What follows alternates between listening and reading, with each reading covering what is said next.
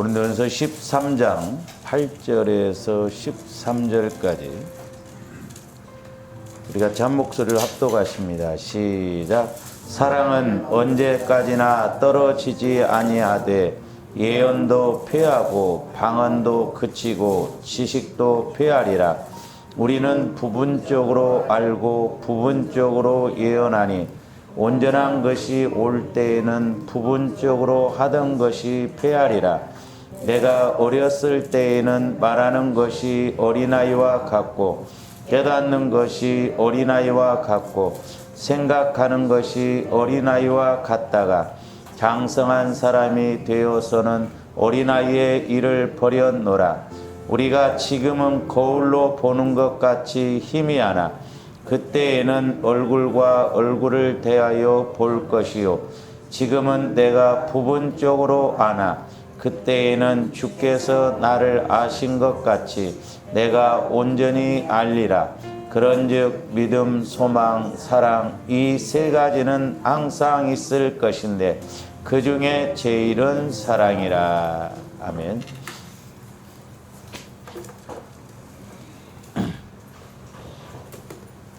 지난 시간에도 이제 말씀을 드렸습니다만은 이제 하나님은 영이시죠, 영. 그렇기 때문에 우리에게 영적으로 말씀하십니다. 그래서 살리는 것은 영이니 육은 무익하니라. 내가 이르는 말이 곧 영이요 생명이다. 우리 예수님 요한복음 6장에서 말씀. 이제 또 하나는 뭐냐면 우리 하나님은 지정의 인격을 갖고 계셔요. 우리 하나님도. 그래서 우리 하나님도 지정의 인격을 가지시고 그래서 때로는 우리 하나님도 의분을 일으키십니다. 화도 내시고 책망도 하시고 또 우리를 사랑도 하시고 이렇게 달래시기도 하시고 그러죠. 그 다음에 우리 하나님은 또 이렇게 사실적으로 우리에게 말씀하시고 역사하신다라고 하는 것이죠. 그래서 저와 여러분들이 하나님을 영적으로, 인격적으로, 사실적으로 이 세 가지 측면에서 늘 같이 이렇게 알아가야만이 우리가 온전히 하나님을 알 수 있다라고 하는 것이죠. 그러면 이제 내 입장에서는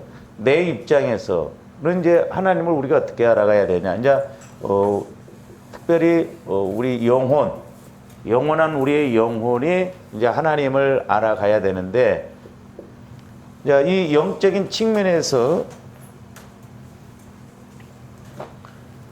이제 하나님은 영이시기 때문에 영적으로 말씀하신다 이 말이죠. 그러면 이제 내 입장에서는 믿음으로 우리가 알아가는 거예요. 믿음으로. 그러니까 내가 믿음으로 하나님을 알아가는 것이 영적인 것이다 이 말이죠. 지식으로 알아가는 게 아니에요. 물론 말씀은 지식이지만 하나님은 영이시기 때문에 영적으로 알아가야 된다. 그러니까 저도 이렇게 해보면 내가 성령의 인도를 받아서 하나님을 알아가는 것하고 그냥 지식적으로 뭔가 배워서 알아가는 것 천지 차이예요. 그 신기합니다. 그러니까 성령을 통해서 내가 말씀을 받고 가누면 해답이 보여지고 길이 보여져요. 그러니까 우리가 지식적으로 인간적으로 이렇게 알려고 하면 알아갈 수가 없어요. 그러니까 대화를 해봐도 영적으로 이렇게 이야기를 하면 지식적으로 받아들이려고 하면 받아들이지를 않아요. 믿지를 않습니다. 그 신기하더라고요. 배치장 한 장 차이도 안 나요. 그렇기 때문에 여러분들이 성령을 통해서 늘 말씀을 받아야 그 말씀이 영적으로 내게 믿음으로 작용한다. 내 영혼에서 믿음으로 작용한다니까. 그 다음에 이제 내 영혼에서 영적으로 이렇게 알아가는 것이 이제 믿음이고, 그러면 인격적으로 알아가는 것이 뭐냐면 사랑이에요. 사랑. 그래서 우리가 요한복음 이제 15장에서도 보면 두 가지 안에 거해야 된다. 하나는 예수님 마음 안에 거하고, 근데 예수님 마음 안에 거하여야만이 또한 사랑 안에 거할 수가 있겠더라고요. 그래서 요한복음 15장 1절부터 9절까지는 너희가 내 안에 내가 너희 안에 있으면 많은 열매를 맺는다고 그랬고, 그 다음에 이제 9절부터 보면 너희가 내 사랑 안에 거하면 그랬죠. 그러니까 우리가 사람도 자꾸 그 사람하고 이렇게 만나서 마음을 알고 서로 마음이 왔다 갔다 해야 이제 서로 사랑의 관계도 알아가지잖아요. 근데 하나님 사랑을, 주님 마음을 모르고 어떻게 우리가 주님 사랑을 알겠냐고. 그래서 어쨌든 저와 여러분들이 이제 믿음으로 나 영혼이 믿음으로 뿐만 아니라 하나님을 인격적으로 이렇게 이제 사랑으로 우리가 알아가야 될 줄로 믿습니다. 그래서 같은 맥락이에요. 영적으로 알아간다는 것, 믿음으로 알아간다는 것이 맞죠. 그 다음에 이제 사실적으로 알아가는 것이 뭐냐면 소망이에요. 소망. 그러니까 장차 될 일이지만은 막연하게 믿고 가는 게 아니에요. 아브라함이 이삭을 바치라고, 하나님께서 이삭을 바치라고 할 때 아브라함은 분명히 사실적으로 죽은 자도 살리실 하나님을 확실하게 사실적으로 소망을 갖고 믿었다 이 말입니다. 그래서 믿음과 사랑, 소망은 이게 현장으로 언제나 같이 와진다 이 말이죠. 장래 될 일이지만은 때로는 그 소망이 오늘 확실하게 있는 거죠. 엘리야도 큰 빗소리를 들었을 때, 구름 한 점도 없는 상황 속에서 큰 빗소리를 들었을 때 오늘 비가 내리는 것으로 분명하게 사실적으로 확실하게 소망을 갖고 갔다 이 말입니다. 그래서 우리가 신앙이라고 하는 것은 이렇게 될 수 있으면 삼위일체적으로 트라이앵글 법칙으로 이 세 가지가 같이 와져야 확실하게 온전하게 나갈 수 있다라고 하는 것이죠. 그래서 이제 오늘 말씀에 보면은 지금 사도 바울이 이제 여러 가지 은사적인 측면에서 이 사랑과 지금 비교를 하고 있다 이 말입니다. 그래서 우리 신앙의 최종적인 열매는 뭐냐면 사랑이에요. 그리고 조원님들이 하나님 앞에 가서 심판받는 게 뭐냐? 얼마만큼 하나님을 사랑해서 내가 헌신했느냐? 얼마만큼 내가 일했느냐? 그거예요. 그래서 양과 염소는 뭘 가난한 자를 도왔나 안 도왔나 물론 그거지만은 네가 얼마만큼 나의 사랑을 가지고 갔느냐. 그래서 이제 이따가 말씀드리겠습니다만은 사랑이라고 하는 것이 제일이다 이 말이에요. 위대하다라고 하는 것이. 그러면서 이제 오늘 그 8절 고린도서 13장 8절부터 보면 사랑은 언제까지나 떨어지지 아니하되 그랬죠. 그러니까 예언도 패하고, 자, 예언도 패하고, 그러니까 예언도 패하고, 방언도 패하고, 지식도 다 패한다는 거예요. 잘 보세요. 저와 여러분들이 나중에 우리 예수님이 재림하셔서 저와 여러분들이 천국 가면 예언 필요가 있어요? 필요가 없어요? 필요 없어요. 내가 나중에 저와 여러분들이 천국에 가면 하나님이 계시는 그곳에 방언이 필요 있어요? 없어요? 필요 없어요. 그때 가서 내가 하나님을 직접 보고 말씀, 교제를 나누는데 지식이 필요 있어요? 없어요? 필요 없다니까. 오직 천국에서 하나 필요한 게 있는데 그게 뭐냐면 사랑의 관계예요. 사랑은 필요하다. 사랑. 그래서 조합들 신앙이 최종적으로 이제 사랑의 열매를 많이 맺혀야 될 줄로 믿습니다. 근데 보세요. 그 조원들이 13장 1절부터 3절까지 사랑을 빼버리고 그것만 있다고 해도 대단한 믿음이라고. 믿음. 그렇잖아요. 내가 사람의 방언과 천사의 말을 할지도. 천사의 말을 하면 얼마나 수준이 높은 거예요. 얼마나 믿음이 좋습니까? 근데 사랑이 없으면 울리는 꽹과리라는 거예요. 제가 요즘 기도하면서 기도하면 기도할수록 느끼는 게 뭐냐면, 야, 우리 믿음 진짜 다시 한번 점검해 봐야 된다. 두렵고 떨림으로 우리 신앙생활 해야 되고, 과연 내가 진짜 믿음을 갖고 지금 신앙생활 하고 있는가, 속고 가는 건 아닌가, 우리가 점검을 해 봐야 된다 이 말이에요. 이 정도면 되겠지? 아니에요. 영적인 것을 알면 알수록 사도 바울이 내가 죄인 중에 괴수라고 고백하는 것처럼 저도 이렇게 성령의 인도를 받아보면 받아볼수록 야, 이게 보통 문제가 아니다. 가면 갈수록 더 아쉽고 이게 연약하고 야, 이렇게 가서는 안 되겠다는 걸 알게 되거든요. 그렇다고 해서 우리가 봐줍니까? 분명히 하나님의 심판대 앞에 써야 되는데.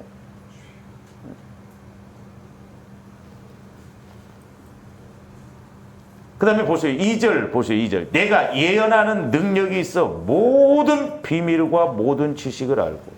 하나님의 모든 비밀과 지식을 다 안다고 한다면 얼마나 대단한 믿음이에요. 또 산을 옮길 만한 믿음이 있을지라도. 아니, 산을 옮길 만한 믿음이 있으면 얼마나 대단한 믿음이요.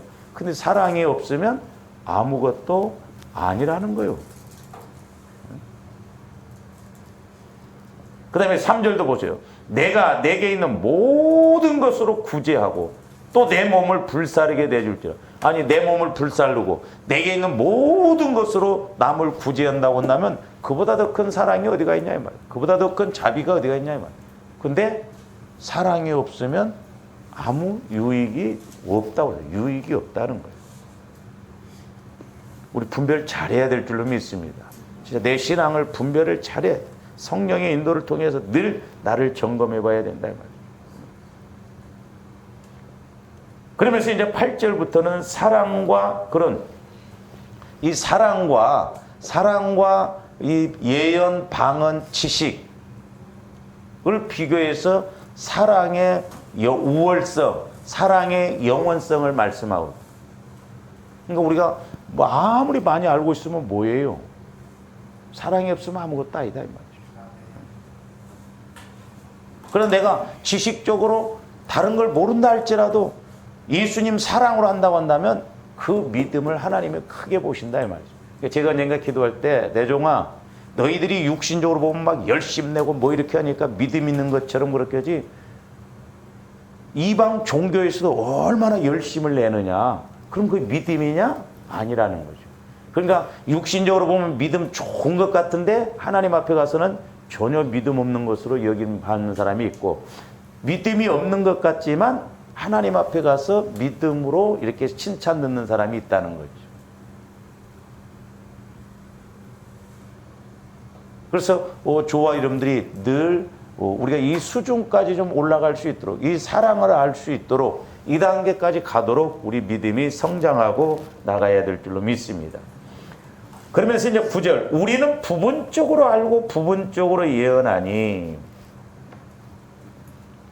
그러니까 이 예언이라고 하는 것도 점치는 식의 예언이 아니에요. 근데 정확하게 저와 여러분들이 예언의 은사를 받으면 이게 좋습니다. 예언의 은사를 받으면. 뭐 예언의 은사라는 게 오늘날 우리가 오해를 해가지고 막 점치는 식으로 뭐 망하겠다, 흥하겠다, 뭐 그게 아니라니까요. 하나님의 뜻을 잘 알고 하나님의 영적인 그런 걸 알고 가는 거다 이 말이죠. 네? 그래서 저도 하나님께서 제게 주신 은사 이렇게 해봐도 별로 뭐 효과가 나타서 내가 신윤사로 바꿔달라고 그랬다니까요. 그랬더니 성령께서 제안해서 네 은사는 천국에 오면 인정받는. 그게 뭔 말이에요? 이 땅에서 영적으로 영혼이 잘 될 수 있도록 하나님 앞에 바로 설 수 있도록 그렇게 주시는 은혜이기 때문에 하나님 앞에 가면 인정을 받는다.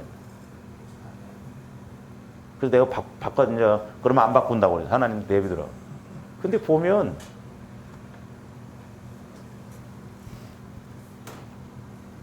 제가 이렇게 보세요. 소위 말해서 그 예언 기도해 준다고 하는 사람들 보면 막 사람들이 많이 찾아옵니다. 많이 찾아와요. 응? 왜? 점쳐주는 식으로 뭔가 했는데. 근데 우리 성도들은 안 데리고 와요. 우리 목사님한테 가서 한번 기도 받아봐라. 그런 것도 안 해. 왜 그런 줄 아세요? 여러분들이 그 은혜가 실질적으로 이게 너무너무 중요하다는 것을 인식이 안 되기 때문에. 현장감이 없으니까. 그러나 막 내가 그래서 신윤사를 막 탁탁 해가지고 막 병을 우리 목사님한테 가서 기도 한번 받아봐. 금방 병 나서 막 그렇게 이야기하잖아. 이 영적인 것이라 내가 그게 인식이 안 되니까 굳이 그렇게 하려고 하는 마음도 없다 이 말이죠. 내가 약 먹고 나서봐요. 얼마나 막 자랑하고 막 이야기하지 말라고 그러는. 그러니까 영적으로 내가 이게 귀중하다는 걸 알아야 자꾸 해보려고 하고 자꾸 이렇게 자랑도 하고 자꾸 이렇게 그쪽으로 가려고 하는데 실제적으로 내가 이게 인식이 안 돼. 그러니까 보세요. 아무리 제가 여러분들한테 기도해서 영적으로 어쩌고저쩌고 해도 현장의 문제나 이런 것이 안 되면 귀하게 여기지를 않아요. 귀하게 여기지 않습니다. 현장의 문제가 귀하게 여겨지지 현장의 문제가 해결 안 되어진 말씀은 의미가 없어요.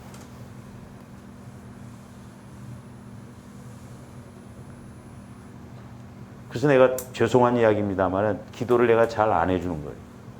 왜? 어떤 면은 해줘봐도 소용이 없다는 생각이 듭니다. 근데 이제 그것도 교만이에요. 그러니까 우리가 영적인 것을 잘 알고 가야 된다 이 말이에요. 핵심이 이거거든요. 내가 장차 우리 신앙은 종말론적인 신앙이에요. 하나님 앞에 섰을 때.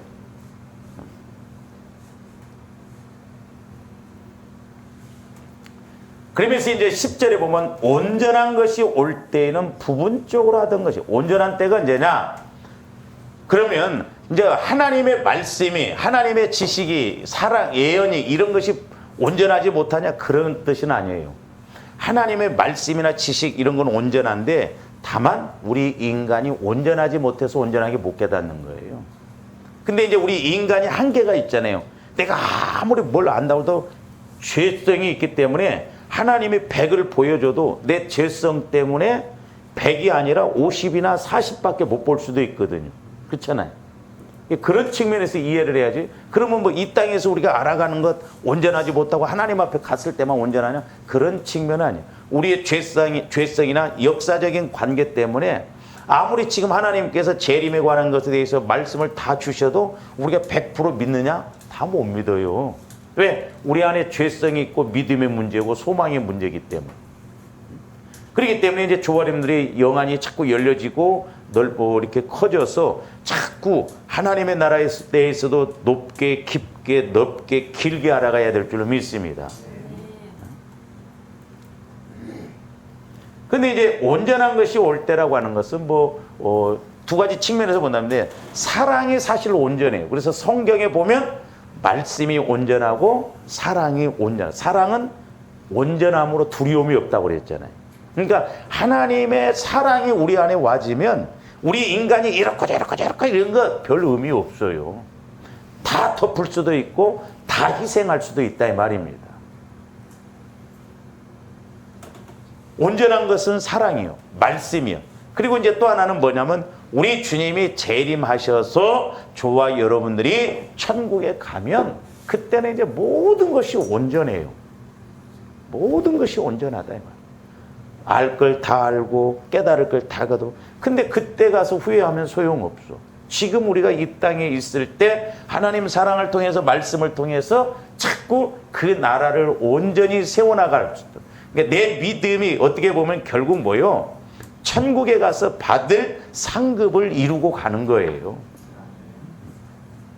주 안에서의 수고가 희생이 헛되지 않다는 거죠. 그러면서 이제 11절, 12절은 10절을 설명하기 위한 것이에요. 내가 어렸을 때에는 말하는 것이 어린아이와 같고 깨닫는 것이 어린아이와 같고 생각하는 것이 어린아이와 같다가 그러니까 말하는 거나 깨닫는 거나 생각하는 것 어린아이. 근데 이제 성경에서 보면 어린아이에 대해서 장점도 이야기했고 단점도 이야기했어요. 우리가 순수한 이런 측면에서는 어린아이 신앙이 돼야 돼요. 그러나 하나님을 알아감에 있어서는 어린아이가 되면 안 됩니다. 어린아이가 단순하잖아요. 금방 두들겨 맞고도 또 이뻐해 좀 해하고 감정이 좀 없잖아요. 그 단순해 얼마나 좋아요. 근데 우리가 고린도서 4장에 보면 또 어린아이 신앙은 뭐라고 그랬어요? 육신적으로 신앙생활하는 사람. 육신적인. 그러니까 예수는 믿어. 근데 주인은 나요. 결정은 내가 합니다. 이거 무서운 거예요. 육적인 사람은 불신자를 말하고 예수는 믿은데 내 마음의 중심에 누가 앉아있냐? 내가 앉아있어. 근데 어린아이는 지 밖에 모르잖아. 엄마가 그렇게 막 돈 들여서 사줬음에도 불구하고 그거 하나만 줘도 싫어 그럽니다. 이게 지 밖에 몰라. 그러니까 중심이 나요. 이걸 사도 바울은 어린아이 신앙이다 그래서 어린아이 신앙. 그러니까 우리가 육신적인 것으로 이렇게 자꾸 하나님을 알아가려면 부분적으로 알고 어린아이 같아요. 깨닫는 것도 말하는 것도 어린아이와 같아요. 행동하는 것도 어린아이와 같습니다. 우리는 이 신앙을 버리고 장성한 자의 신앙이 되어져야 될 줄로 믿습니다.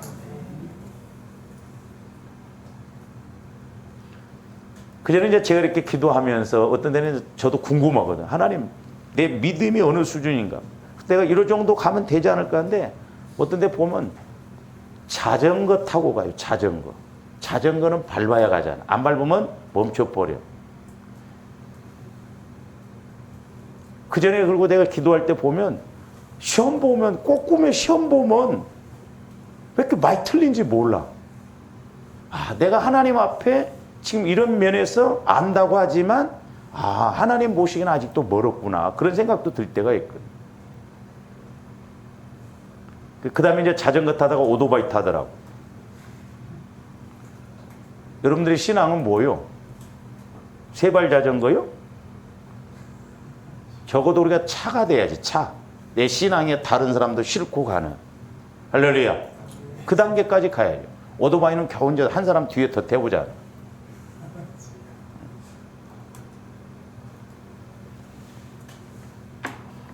이렇게 설교하면서 또 어디 가서 자기 신앙은 하고 우리 목사님은 자전거 신앙이랴. 자전거 신앙.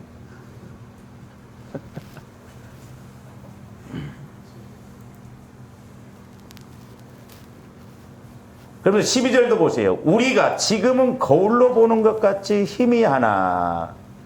그러니까 이제 오늘날 우리 현실 속에서 보면 이거 이해가 잘 안 가죠.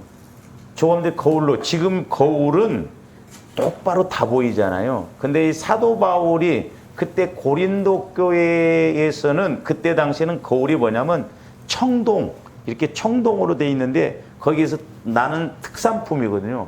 그래서 그걸 이렇게 닦으면 이렇게 깔끔해가지고 얼굴이 비쳐요.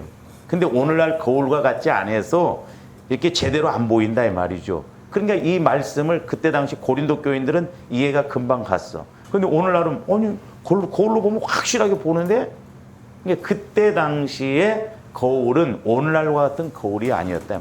그러니까 정확하게 본다 할지라도 오늘날처럼 정확하게 못 봐. 희미하게 보여지거든. 그때에는 얼굴과 얼굴을 대하여 볼 것이요. 지금은 내가 부분적으로 아나 그때에는 주께서 나를 아신 것 같이 내가 주님도 온전히 안다. 주님이 나를 아시는 것 같이 나도 주님을 온전히 안다는 거예요. 그러려면 어떠냐? 좀 더 믿음, 소망, 사랑을 따라가야 된다 이 말이죠. 할렐루야. 믿음, 소망, 사랑을 따라가야 돼. 그러면서 이제 우리는 늘 사랑으로 열매 맺고 사랑으로 행해야 되는데 그래서 이제 지난 시간에 아브라함의 믿음을 영적인, 인격적인, 사실적인 관계 속에서 믿음, 소망, 사랑으로 이렇게 우리가 한번 봤어요. 그러니까 아브라함은 나중에 최종적인 믿음은 뭐냐면 아브라함이 처음부터 믿음이 좋았던 건 아니에요. 근데 아브라함이 이제 말씀을 받고 또 하나님과의 관계도 이렇게 불순종해서 막 하나님이 한참 안 찾아오시고 그런 과정을 통해서 아브라함의 믿음이 최종적으로 승리했을 때는 성장했을 때는 믿음, 소망, 사랑이 완전했어. 그러니까 100살에 얻은 아들 독자 이삭을 번제로 드리라고 해도 두 말도 않고 번제로 드리려고 이삭을 모리아산으로 데리고 가잖아요. 사람이 여러분들이 뭘 결정할 때 3일만 생각해보고 결정하면 거의 나타납니다. 그러니까 여러분들이 조금들 어떤 하나님 앞에 뭘 이렇게 생각하고 해야 돼서 3일 가도 마음이 안 바뀌어지면 다행이에요. 근데 3일 지나면요 마음 바뀌어져 버립니다. 오늘 기도하다가 막 은혜를 받고 막 이렇게 해야겠다 하다가도 예를 들어서 내일 막 전도다가 아이씨 목사님이 또 나한테 이렇게 말했어요. 이씨 기분 나빠서 안 해버려. 마귀가 얼마나 그렇게 역사하는지. 그러니까 조아름들이 믿음, 소망, 사랑이 세 가지로 확실하게 붙들고 가야 될 줄로 믿습니다. 아브라함은 이 세 가지로 확실하게 붙들었어요. 그러니까 하나님께서 아브라함을 사랑하셨지만 아브라함도 하나님의 사랑을 알았어. 소망을 알았어. 그 믿음의 관계를 알았어. 로마서 4장에서 강조하죠. 그러니까 이삭을 드려라 해도 내가 드려도 이삭을 드려도 하나님은 죽인 자를 살리시고 번제를 태워서 드린다 할지라도 다시 살릴 것을 확실하게 소망하고 하나님의 사랑을 알았다 이 말이에요. 그래서 이런 측면에서 이제 지난번에 우리가 아브라함을 봤는데 오늘은 좀 그 엘리야 선지자를 한번 봅니다. 엘리야 선지자의 자 열왕기상 18장으로 가서 한번 봅니다. 열왕기상.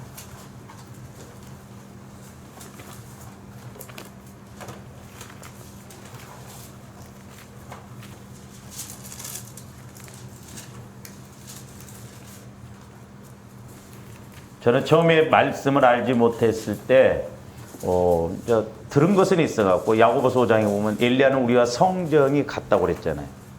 그래서 제가 그런 게 하나님 엘리야는 우리와 성정이 같다고 그랬는데 엘리야는 어떻게 기도했까니 3년 6개월 동안 비가 안 내리다가 또 기도하니까 비가 내렸습니까? 그런 질문을 했었거든요. 말씀의 의미를 모르고. 그랬을 때 성령께서 제 안에서 엘리야는 말씀을 받고 간구했고 너는 무대포로 간구한다. 그런 깨달음. 그래서 제가 말씀을 쭉 읽다 보니까 열왕기상 18장에 정확하게 나오더라고요. 엘리야는 무조건 간구 안 했어요. 비가 안 오는 것도 17장에서 보면 하나님이 미리 말씀하셨다니까. 그래서 기도의 목적이 얼마나 중요한가. 제가 수요일 날도 말씀드렸죠. 성령을 통해서 어떤 한 단어를 이렇게 받고 나면 이게 말씀에 있는가? 보면 성부사전을 찾아보면 말씀이 정확하게 날 때 얼마나 하나님은 정확하신가. 자, 엘리야 선지자를 믿음, 소망, 사랑을 가지고 한번 우리가 이렇게 보는데 18장 1절 많은 날이 지나고 제3년에 여호와의 말씀이 엘리야에게 임하여 이르시되 너는 가서 아합에게 보이라 내가 비를 지면에 내리라. 그러니까 3년 동안 비가 안 왔어요. 그러다가 이제 비를 내리시게 할 것을 하나님이 엘리야의 선지자에게 먼저 말씀하셨어요. 그러니까 엘리야가 말씀을 먼저 받고 간구했다 이 말입니다. 그래서 기도의 목적과 간구의 목적을 확실하게 알고 가요. 그러면 자 열왕기상 18장 1절은 믿음, 소망, 사랑 중에 어느 것에 해당된다고 봐요? 네? 예, 믿음에 해당되죠. 믿음은 들음에서 나고 들음은 그리스도의 말씀이라고 그랬잖아요. 그러니까 말씀을 성령을 통해서 그리스도의 마음 안에서 내 영혼이 말씀을 받으면 확실하게 뭐가 생겨요? 믿음이 생겨요. 로마서 10장 10절. 믿음은 들음에서 나고 들음은 그리스도의 말씀. 특별한 상황 속에서 성령께서 내게 내마로 주시는 말씀. 그게 믿음이에요. 할렐루야. 믿음. 그러니까 이것이 먼저 이루어져야 된다니까. 성령 하나님을 통해서 기도하다가 어떤 이렇게 책을 읽다가 아니면 뭔 일을 하다 설교를 듣다가 내게 내마로 이렇게 화살이 꽉 꽂히는 것처럼 내 마음 안에 내마로 확실하게 와지는 때가 있어요. 그 말씀이 깨달아질 때 믿음으로 작용된다 이 말이에요. 뿐만 아니라 이제 그 18장 41절로 가서 한번 보세요.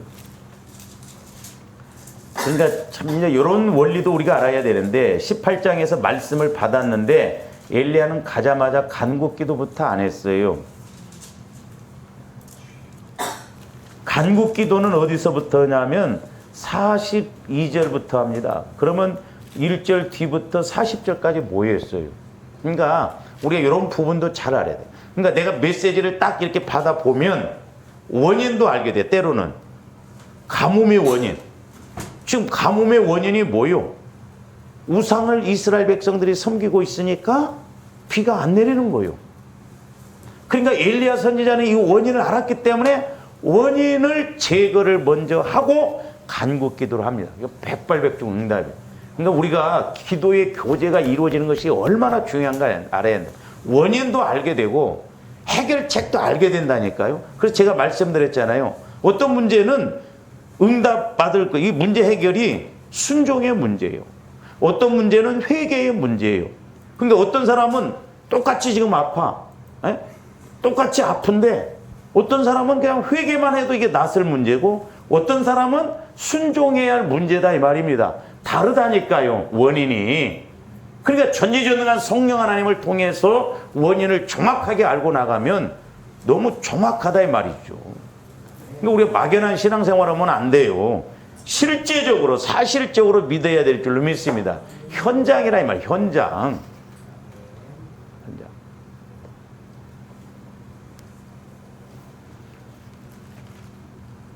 41절 가서 한번 보세요. 엘리야가 아합에게 이르되 올라가서 먹고 마시소서 큰 빗소리가 있나이다. 1절에서 이미 큰 빗소리를 들었어요. 엘리야는. 그러니까 확신이 생기고 소망이 생기고 하나님의 사랑의 관계가 있고 믿음이 생기니까 한 번 간구해도 구름이 안 생기니까 또 간구하고 또 간구하고. 보세요. 저한테 말씀 없이 7번은 미친 사람이지 이게. 그렇게 하지도 않아. 그러니까 말씀을 받으면 끈질김이 와집니다. 인내가 와져요. 배짱이 생겨집니다. 좌로나 우로나 흔들리지 않나요. 그러니까 저한테 어려울수록 말씀 받아야 돼요. 말씀이 딱 와지면요. 얼마나 딱 말뚝 박은 것처럼 제가 우리 교회를 지금까지 이렇게 운영해 오면서 말씀이 먼저 이렇게 딱 와지더라고. 어떤 문제가 생기거나 그러려면. 그러니까 내 성격에 말씀이 없으면 내가 내 풀에 나가 떨어져 버렸을 거예요. 칼날 위에 쓴 것 같아도 말씀이 먼저 딱 와지면 흔들리지 않고 그러려면 그러라.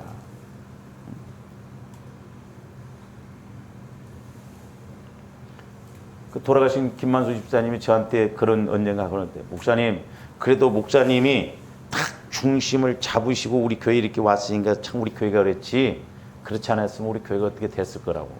김만수 집사님도 그 이야기를 하더라고요. 맞습니다. 내가 자랑이 아니라 그러니까 오늘날도 저런데 문제가 클수록 문제가 있을수록 뭘 받아야 돼요? 말씀 받아야 돼요. 엘리야처럼. 그리고 안 된다고 빨리 안 된다고 낙심하지 말고 그 말씀 따라 감이 이루어진다. 오해하지 마시고 저한테 말씀이 있으면 한 사람만 있어도 하나님이 한 사람 갖고 일하신다니까요. 그러니까 어떻게 우리가 세상에서도 막 장사가 안 되고 뭐 안 돼도 하나님은 한 사람 갖고도 100배, 1000배를 이루시더라 이 말이죠. 말씀이 있으면. 그러니까 말씀은 능력이요, 반석이요, 내 발의 등이요, 내 길의 빛이다 이 말입니다. 할렐루야. 그래서 주한테 말씀이 와지면 힘이 생겨요. 믿음의 힘. 그래서 영혼의 힘이 뭐냐? 믿음이라고 그랬잖아요. 지난주에. 영혼의 힘이 믿음이에요. 믿음. 그러니까 엘리야가 얼마나 자신감을 갖고 갑니까? 아합이 지금 엘리야를 죽이려고 하는데도 오히려 엘리야는 가서 먹고 마시라고 하잖아요. 그러니까 이 세 가지는 모든 걸 온전하게 아니까. 엘리야가 뭐 빗소리만 들었겠어요? 아, 저거 조금 있으면 하나님이 어떻게 하실 것이라는 것도 알았겠지? 그렇잖아요. 두려워할 것이 없다 이 말이죠.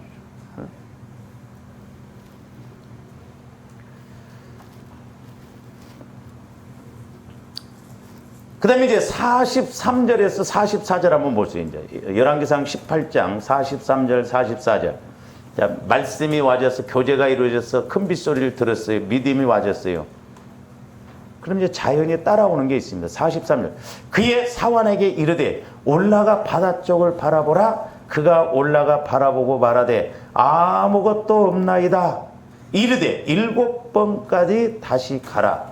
7번째 이르러서는 그가 말하되 바다에서 사람의 손만한 작은 구름이 일어나이다 나나이다. 이르되 올라가 아합에게 말하기를 비에 맡기지 아니하도록 마차를 갖추고 내려가소서 하라 하니라. 그러니까 보세요.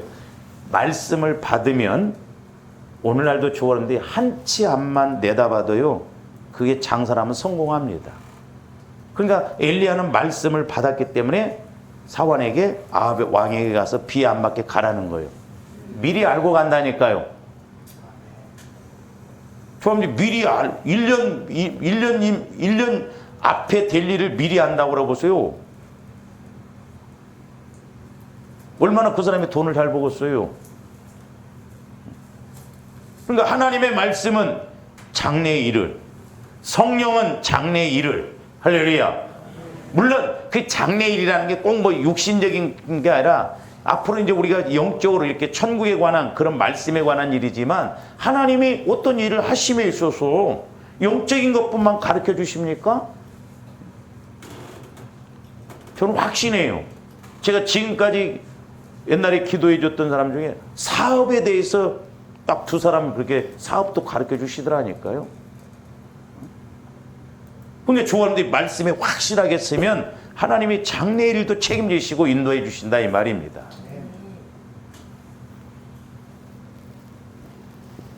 그러면 43절 44절을 우리가 믿음 소망 사랑은 나오면 어디에 해당돼요? 예? 어디에 해당돼요? 소망에 해당돼요. 소망. 왜? 비가 확실하게 내릴 것을 사실적으로 알아요. 사실적으로. 그러니까 조원들이 이 세상에서 성령께서 전지전능한 하나님께서 말씀 주셔서 한 번만 우리가 한다고 그래요. 제가 그래서 가끔 기도해 주면 성령께서는 그런 표현도 하고 내가 너에게 한 번만 말씀하셔가지고 네가 어떤 일을 이룬다고 한다면 평생 먹고 살 것도 해결해 주시는 하나님이시다 이 말입니다. 할렐루야. 그래서 왜? 모든 것이 하나님 것인데 그래서 우리나라에도 하나님께서 감춰놓은 것이 많대요. 세계적으로도 감춰놓은 것이 많고 하나님이 뺏어서 주시면 된다 이 말입니다.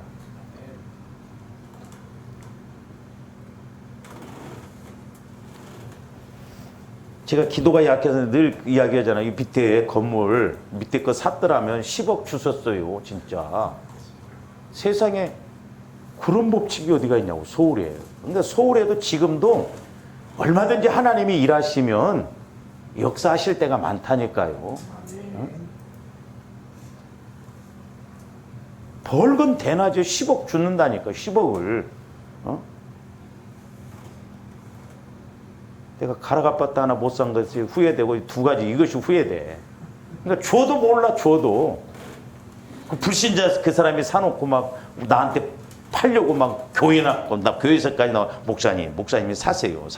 나는 그때 성길라 갖고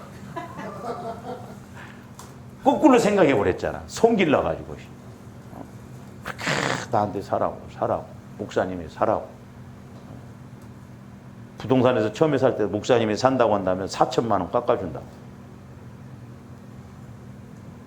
그러니까 줘도 내가 그래서 그 기도하면서 뭐냐면 조합들이 주여 줘도 모릅니다. 주여 줘도 몰라요. 그래서 배치장 한 장 차이가 이게 어마어마한 사람. 그러니까 우리가 이 세계에 좀 들어가면 미쳐볼 만하잖아요. 손해나는 것이 아니기 때문에. 예?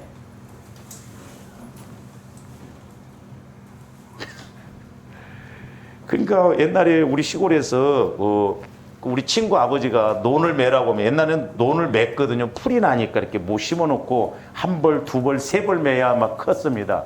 그러니까 이렇게 이제 모가 자라났을 때 이렇게 이제 줄겠으니까 이게 풀 뽑고 하려면 이게 아무나 해도 못 하거든요. 그러니까 우리 친구 아버지도 놀기는 좋아하고 꾀가 많으니까 딱 여기 들어가 가지고 1시간이면 다 끝나버려. 어떻게 발로 꾸중물을 확 일으켜. 논 메고 왔냐면 논 메고 왔다고 가보라고. 꾸중물을 막 확 가보면 이틀 후에 가보면 풀이 다 있어 안 죽고. 우리 신앙이 꼭 그 모양이더라고. 막 꾸중물만 내고 막 하는데 없어. 그냥 맨날 우리는 물가에서 깊은 단계로 못 들어가고 자꾸. 그래서 조화 여러분들이 날마다 믿음, 소망, 사랑, 영적으로, 인격적으로, 사슬적으로 이 세 가지가 확실하게 와져서 하나님을 온전하게 알고 우리가 이 땅에서 죽기 전에 나는 살아있기 전에가 아니라 죽기 전에 한 번이라도 이것을 좀 체험해서 확실하게 나는 후회가 없다. 목사님 감사합니다. 내가 내 생애에 그려드린 걸 한번 체험하고 갑니다. 남겨놓고 갑니다. 그러고 가야 할 거 아니오.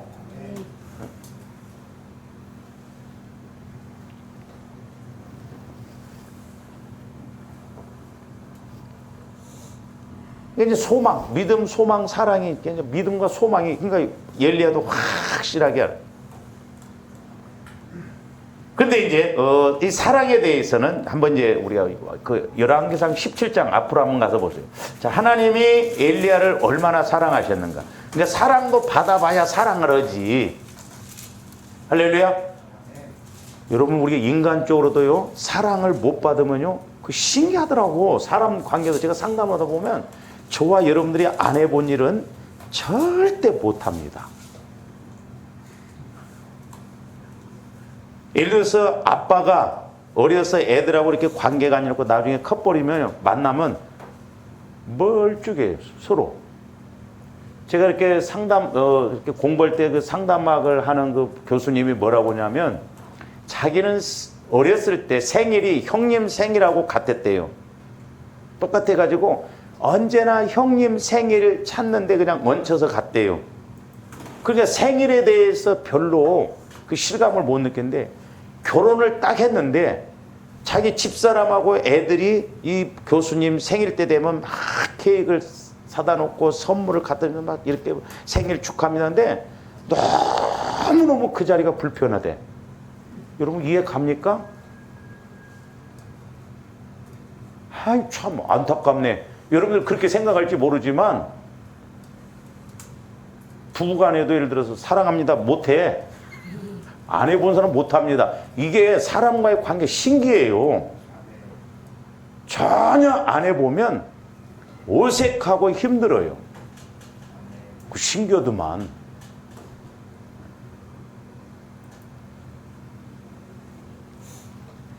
그러니까 내가 자꾸 하나님 사랑을 알아야 사랑도 하나님이 나를 이렇게 사랑한다는 것도 알고 사랑을 실천해요.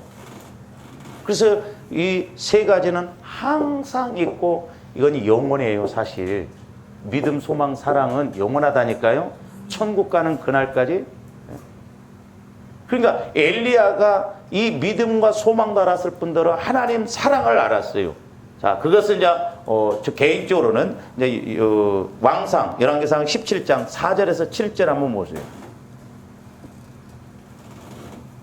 그 시냇물을 마시라. 내가 까마귀들에게 명령하여 거기서 너를 먹이게 하리라.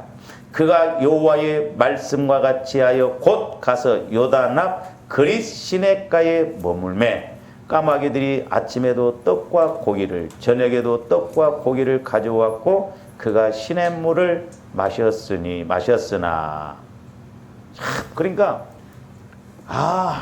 그 가뭄 상황 속에서도 하나님이 엘리야를 얼마나 사랑하셨으면 미물인 까마귀를 통해서 떡과 고기를 갖다가 딱딱 갖다 주셨어.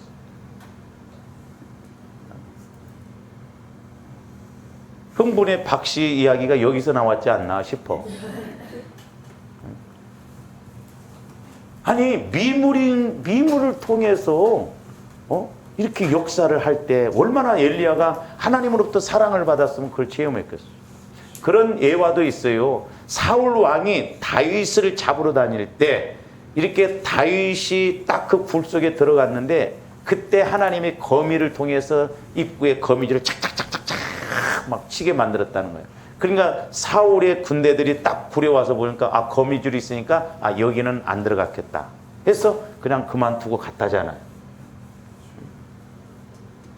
오늘날도 하나님이 조원들 사랑하시면 까마귀를 통해서 역사하시듯이 누구를 통해서든지 역사하실 줄로 믿습니다. 할렐루야. 하나님이 하시는데 뭐가 방해되고요? 누가 방해를 하겠냐 이 말이에요.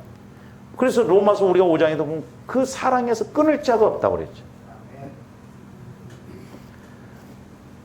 나는 그냥 떡만 갖다 준다고 그래도 좀 대단한데 어떻게 보면 까마귀가 떡과 고기를 갖고 왔어. 누구 집에서 훔쳐왔을까 까마귀가. 기가 막힌 방법을 통해서 떡과 고기를 그때 그래서 옛날에도 제가 설교했죠. 떡, 고기, 물 세 가지.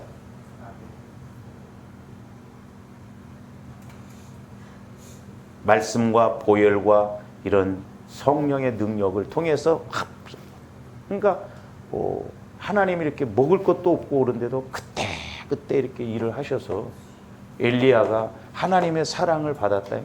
그러니까 사실 믿음, 소망도 확실하지만 이 사랑을 알고 갈 때는 뭘 못 하겠어.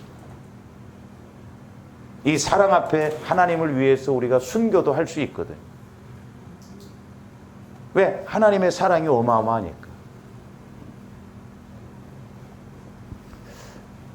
자, 우리가 이제 야고보서, 그러면 이제 이 엘리야에 대해서 이제 야고보서에서 말씀하고 있는데, 야고보서 그 5장, 이제 그 원리를 좀 이제 알도록 하기 위해서, 제가 늘 강조를 합니다만은,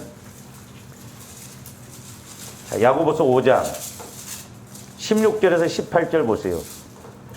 그러므로 너희 죄를 서로 고백하며 병이 낫기를 위하여 서로 기도하라. 의인의 간구는 역사하는 힘이 크민이라. 의인의 간구라고 그랬어요. 기도가 아니라. 그러니까 조아름들의 간구가 역사하는 그런 응답이 많아야 될 줄로 믿습니다.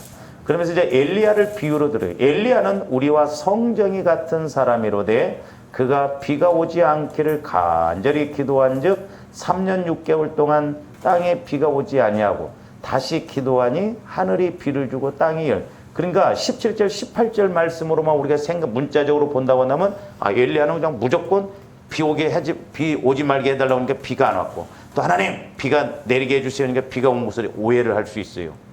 근데 열왕기상하고 연결해서 보면 엘리야는 그냥 비가 오지 말게 해달라고 안 했다 이 말이에요. 말씀을 먼저 받았다 이 말이에요.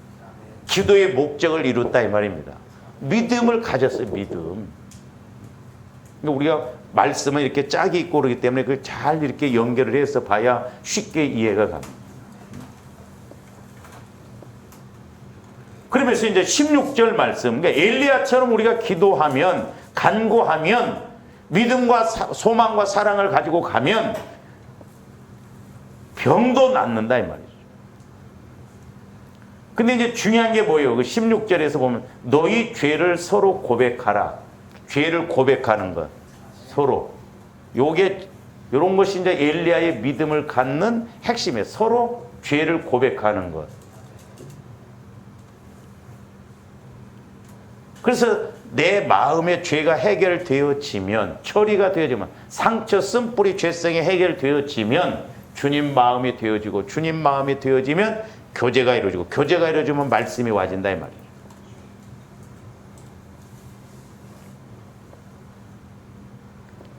그래서 이제 우리가 누가복음 22장 17절에서 17절 20절 보면 예수님이 떡은 한 번 나누셨지만 잔은 두 번 돌렸다고 그랬잖아요. 그러니까 첫 번째 피는 무슨 문제를 해결하는 거예요? 나의 죄를. 그러니까 보혈을 통해서 자꾸 우리가 죄를. 그래서 우리가 보혈을 통해서 지성소에 들어가는 7단계를 우리가 받잖아요. 그러니까 적어도 조건들이 보혈을 통해서 성령과 교제가 이루어지고 적어도 깨달음이 이루어지는 단계까지 가야 된다 이 말이죠. 그 다음에 그러니까 서로 죄를 고백하라. 너희 잔을 서로 나누라. 그러니까 죄를 고백하라와 잔을 나누라는 것은 같은 의미예요. 영적으로 보면. 그 죄를 고백하는 것, 나누는 거예요. 이렇게 막. 내가 잘못했다. 내가 잘못했다. 그 다음에 두 번째 자는 새 언약인이 붙는 것이라 그랬잖아요. 그러니까 죄가 고백되어지고 깨끗해지니까 우리가 의인이 되어지니까 내가 주님 마음을 가지고 기도하니까 어떤 문제를 놓고 기도해도 그 문제가 해결되어지고 응답받는 역사가 나타난다 이 말이죠. 그러니까 우리가 이 응답 원리 이것을 우리가 잘 알아야 돼. 근데 우리 한국교회 이렇게 기도와 간구의 목적을 잘못 가르쳤다고 그랬잖아요, 제가. 우리가 무조건 간구만 하면 안 된다니까.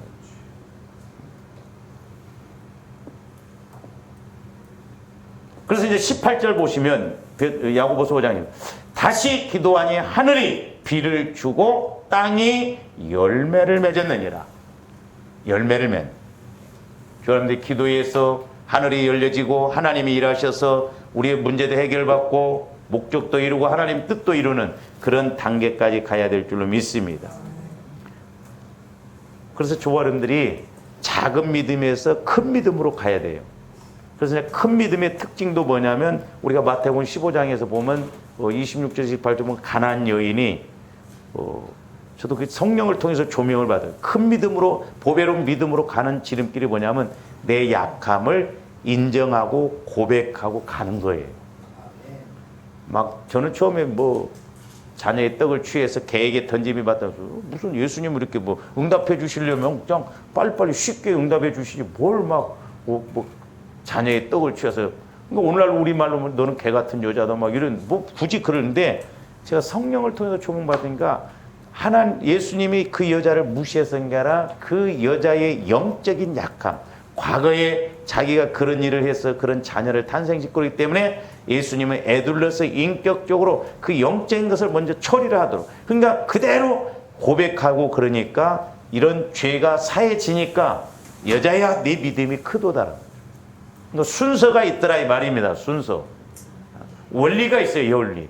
영적인 법칙이 있어요. 그래서 저와 여러분들이 아브라함처럼 엘리야처럼 우리들도 이 믿음, 소망, 사랑을 가지고 기도함으로 우리 신앙생활이 이렇게 온전하게 이루어지기를 주님의 이름으로 축원을 드립니다. 기도하시죠. 사랑의 주님 감사합니다. 이제 날마다 우리들도 믿음, 소망, 사랑을 통하여서 아버지 하나님 실제적으로 신앙생활이 이루어지고 말씀 그대로 이루어져서 아버지 하나님 이 땅에서도 천국을 이루고 천국을 누리는 복된 저희들 되게 하여 주시옵소서. 감사를 드리오며 예수 그리스도 이름으로 기도하옵나이다.